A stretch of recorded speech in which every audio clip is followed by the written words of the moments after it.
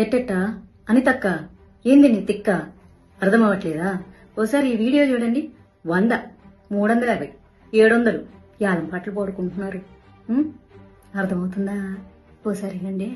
ఒకవేళ కావాలనుకోండి ఎన్ని రోజులు మైక్ పెడతారో చూసుకుని దానికి ఒక 100 రూపీస్. హైట్ ని బట్టి height above 3 feet to 6 feet అనుకోండి, దానికి ఏంటంటే ఈకో ఫ్రెండ్లీ 350 రూపీస్.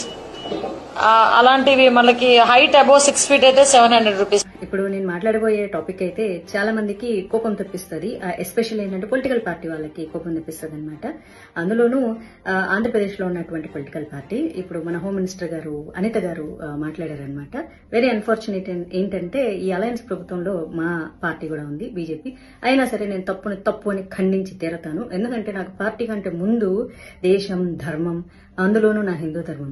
నా తెలియగలుగుతాను, ప్రతి వాళ్ళకి హిందూ పండుగల మీద పడి ఏడవడమే తప్ప ఇంకా వేరే పని లేదా? ఏమ్మా అనిత గారు, ఏంటమ్మా పాటలు గణేష్ మండపాలలో పెడితే 100 రూపాయల, అడుగు అడుగుకి 350 రూపాయల ఎకో ఫ్రెండ్లీ గణేషకి? ఓ పని చేయండి. మామూలుగా మనకి చాలా మంది చనిపోతూ ఉంటారు రోజుకి, వాళ్ళ మీద అంతో కొంత చిల్లర చల్లుతూ ఉంటారు. సో మీరు చెప్పండి, ఇది కొంచెం చిల్లర కాదు, ఇట్లా ఇంత 1 కిలోమీటర్కి అయితే 100 రూపాయలు చల్లండి, అట్లా 2-3 కిలోమీటర్లు అయితే 350 రూపాయలు చల్లండి, మేము ఏరుకుంటాం, వచ్చి మా స్టాఫ్ని పంపిస్తామని పెట్టండి. చాలా బాగుంటుంది.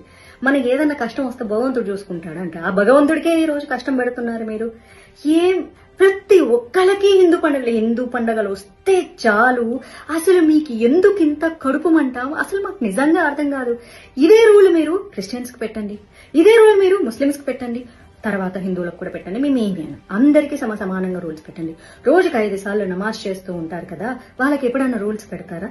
మరి వాళ్ళకు కూడా నమాజ్ కి 100 రూపాయలు అని పెట్టాలి కదా. గణేష్ మండపాల దగ్గర సాంగ్లకి 100 రూపాయలు ఏంటి? లేకపోతే క్రిస్టియన్స్ అర్ధరాత్రులు కూడా పెడుతూ ఉంటారు కదా. నేను ఎవరిని కించపరచట్లేదు, ఇక్కడ గుర్తుపెట్టుకోవాలి. పొలో మనం తిట్టడానికి రెడీ అయిపోతుంటారులే కానీ ఆయన భగవంతుడికి బోల్డని కష్టాలు వచ్చాయంట. బోడి మాధవిలత కష్టాలు వస్తే ఏంటి, మీరు తిడితే ఏంటి, నాకేం మరి.